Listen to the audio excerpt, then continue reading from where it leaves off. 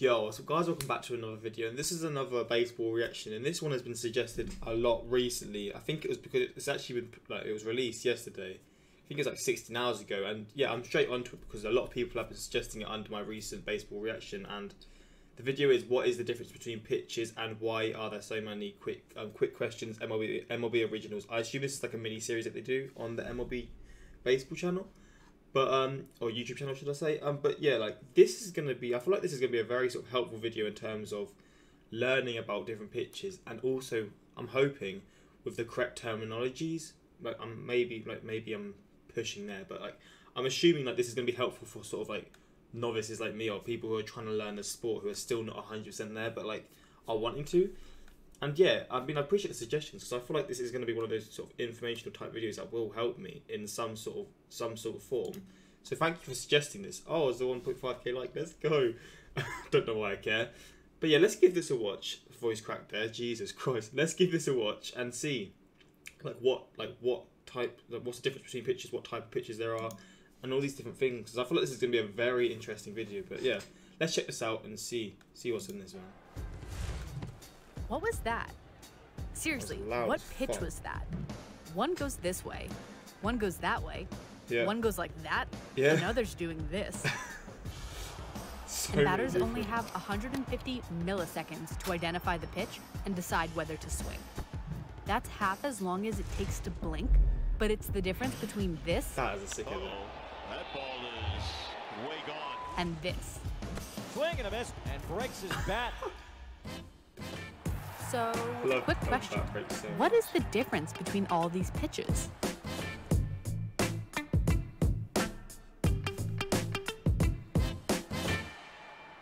Ladies and gentlemen, welcome to Pitch School. Let's get into it. Pitch School. But to learn. There are 4 basic types of pitches, and each has a unique way of challenging a... See, knuckleball is one that I'm familiar with, probably because I think the soccer term was... I think we stole it from baseball. And it's just basically, I can't actually like explain it, but I know like there's certain football or soccer players who do it, and it just, the shot is so unpredictable. You can't you don't really know, like the opposition doesn't know where it's going to go because it could just dip this way, dip that way, and like it's just a weird movement. So that's one I feel like I would be familiar with. Fastball is like pretty obvious. That's just like the fast pitches, right, or the fastest possible ones.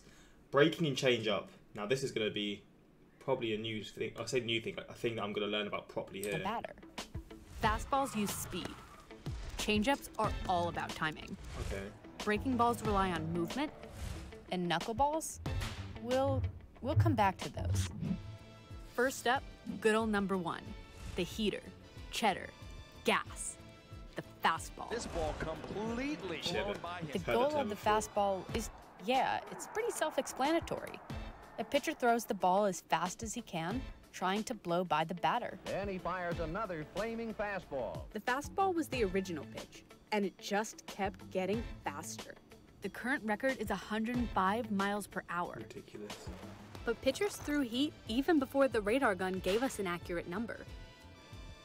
And they had to get pretty creative in how they measured. By some accounts, Bob Feller hit triple digits in the 1940s. So sick.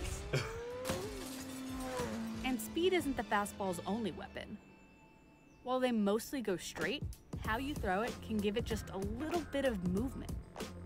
The classic 4-seamer is the straightest and thrown the hardest. Okay. Then there's the cutter and the 2-seamer. These guys move horizontally, just in opposite directions, and are known for producing plenty of firewood. Cutting in and taking apart that bat. Jesus. Finally, there's fastballs that drop, the sinker and splitter. The difference is in the grip, but the goal is the same.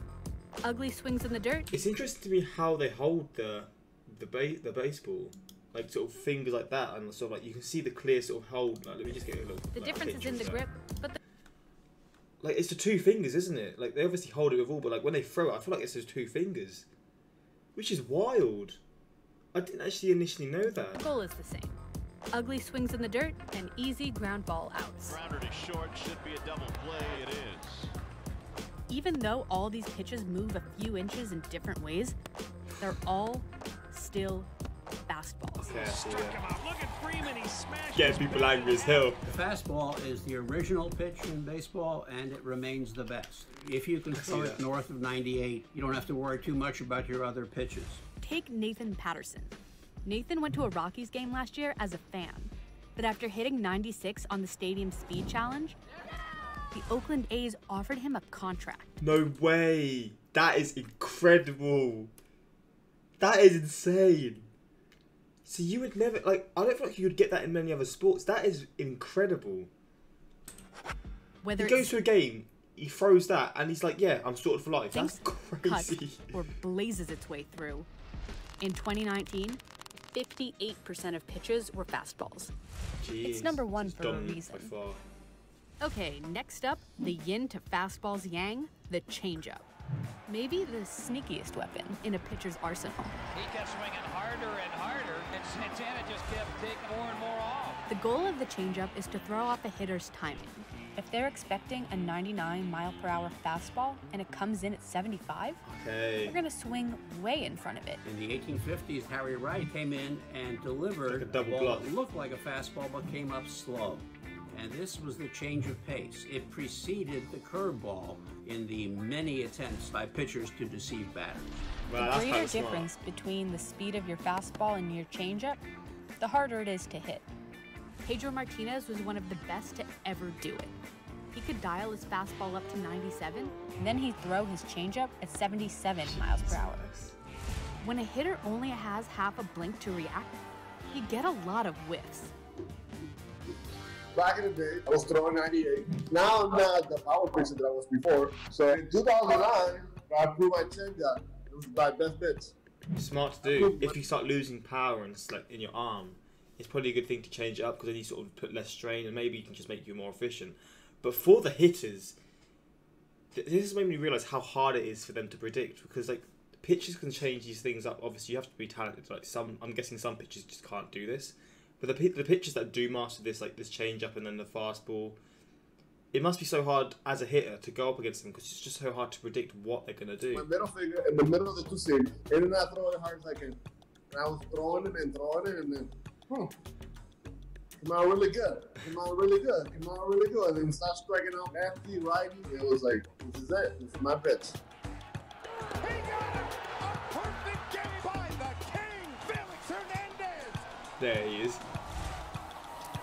Lots of pitchers have put their spin on the changeup, but no pitch is slower than the ephus. The name comes from the Hebrew word for zero and was invented in the 1940s by Rip Sewell. Take a look at the height of that. Yo! The goal? A gentle lob. And somehow it works. How rare is this? Time and time again. Next up, the hook. Just a quick little one on that. The bender, the hammer, aka the breaking ball. That curveball is nasty. A breaking ball is any pitch that primarily relies on movement to deceive the batter, like a curveball. To the batter, a curveball looks like it's going straight. Then it's... How? I'm sorry I keep going back. I know this is supposed to teach me, but I'm also just seeing incredible pictures here. Ball. To the batter, a curveball looks like it's going straight. Fuck off. Then at the last microsecond, it drops off the table. It looks like a strike, but as it How do you deal with that? Let's talk about spin. The seams on a baseball are raised just 0.03 inches off the surface. When a pitcher spins the ball, that seam causes air to gather on one side of the baseball, creating a high-pressure pocket above and a low-pressure pocket below. So the ball drops into the low-pressure pocket, meaning it moves. And the greater the spin, the greater the movement. Mad. This seems pretty complicated, but 17-year-old Jim Creighton figured it out when he threw the first breaking pitch all the way back in 1858. This is why I love baseball, man. The history and how far back certain things go are ridiculous. 1888. Breaking balls have been making hitters look foolish ever since. But the two most common breaking balls thrown today are the curveball, which drops down, and the slider, which drops down and slides across. Jesus. But with all breaking balls, the key is deception. I just throw it like a fastball, honestly. The more you can throw it like a fastball and get comfortable throwing it like a fastball, you'll be successful because it's all about making the hitter believe it's something that it's not. Again, it's like a mental game. Now, there's a whole other branch to the breaking ball family tree. Illegal pitches. Remember how the raised seam on the baseball creates movement? Well, doctoring a baseball, rubbing it with a little emery board or putting some pine tar or spit on it, can make the movement of a breaking ball even more extreme. Oh, wow. All of these have been illegal since the 1920s. But pitchers can find ways to be sneaky. I knew you could get away with that. Finally, the outcast of the pitching world, the literal oddball, the butterfly with hiccups, the knuckleball. The weirdest pitch in baseball and possibly the most misunderstood. The movement. The reason why it's called a knuckleball is that when you throw it, you see your knuckles up here. When the ball wants to spin backwards out of your hand as you're releasing it, the object is to control the top half of the ball so it comes out without any spin. Spin. Here we go again. Remember, breaking balls use spin to move in specific ways. But when you take that spin away, it becomes totally unpredictable. Even the pitcher doesn't know where it's going. Or the catcher. Got him, but it gets away. A good knuckler on a good day, it's unhittable. But a bad one usually ends up in the seats. Okay. The knuckleball has become borderline mythical. No one sets out to become a knuckleballer. I tell people the knuckleball kind of found me, right? I was drafted in the 8th round by the Pirates as a first baseman. I struggled badly. So in 1989, I was playing catch with another first baseman, throwing knuckleballs back and forth to each other. We're trying to hit each other in the kneecaps. My manager walked behind me and said, "Hey, I didn't know you could do that." Yeah, pregame catch turned a mediocre first base prospect into a 19-year pitching career.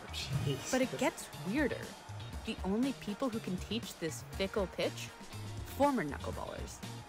Tim Wakefield learned from the great Charlie Hough. He put his arm around me, said, "Welcome to the fraternity, kid. Ask me whatever you want. I'm here for you. I know what it's like. You feel like you're on an island by yourself, so you've got me on speed dial anytime you need anything." And I was able to pass that torch on to R.A. Dickey. Oh, wow. Sadly, the dark arts of the knuckler are disappearing. Really? Only one knuckleballer threw in the bigs in 2019. Jeez. But the knuckleball has been pronounced dead before, and always seems to find a way back. It'll never die. I think it just goes to sleep for a little while, and then somebody else will come back and resurrect it. Don't ever give up on it. Whew. I like the knuckleball, man. I mean, maybe it's because it's something that I just see in soccer a lot, and it's one of those risky shots that, I mean, there's a soccer player that from my team who does that, like he has a certain shot for his free kicks. Sometimes it'll go all the way in the stands. Like, there was a meme that it hit a disabled person once, and it genuinely did from one of his knuckleballs. But then he's also just scored absolute bangers, and I guess that's the same sort of with the pitching. Sometimes it'll go like spot on, or like it'll go how you want it to go. Sometimes it'll just go flying away, and yeah, you'll just look like an idiot. But it is one of those sort of risky things to do, because you can't even fully predict yourself where it's going to go. Okay. At all. To recap, you've got your fastballs, speed, change-up. Well, let's get back. I want to actually read them. 2-seam, 4-seam, cutter, sinker, and splitter. Alright, so that's for the fastball. You've got your fastballs, speed, change up, palm ball, circle change up, and Vulcan. Jumps, timing, breaking balls, curveball, slider, slurve, screwball, knuckle curve. That's breaking. Movement, So knuckleballs, unpredictability. Okay, I see that. Why so many pitches? Well, every pitcher has a different arsenal. Combinations of pitches that no one else uses or throws quite like they do. What works for one pitcher is totally different for another. With a million possible combinations of different grips, windups, releases, and spins, pitchers are inventing new pitches all the time. Take a look at this work of art. This is a churve. That's the churve. Debuted and named by Joey Lucchesi in 2018, he's the only person who can throw it. He made it up himself. It's got the grip of a changeup and the release of a curve, but its movement is all its own. Pitchers and pitches keep evolving. So let's try this again.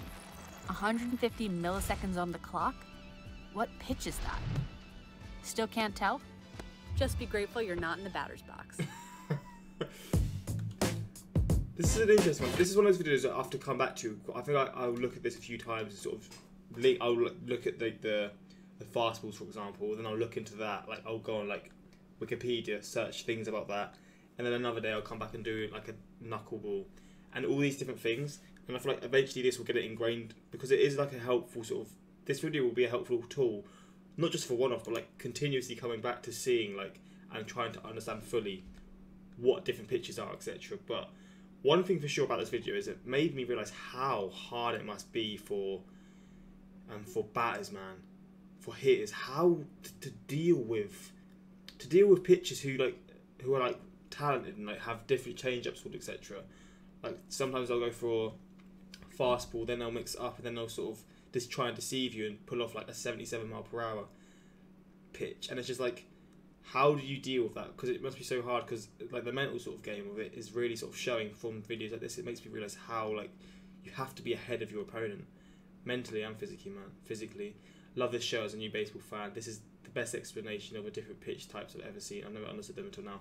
For real, man. This video was really helpful, and again, I will return to this continuously until I fully understand and realise like what is the difference, etc. But it was a really good, helpful sort of tool. I feel like this is going to really help me going into like future videos, etc. Man, the knuckleball one was really intriguing. I didn't realise it was that sort of rare in baseball. Like I knew it would definitely be rarer because it is just one of those things that you have to be like specifically sort of made for it.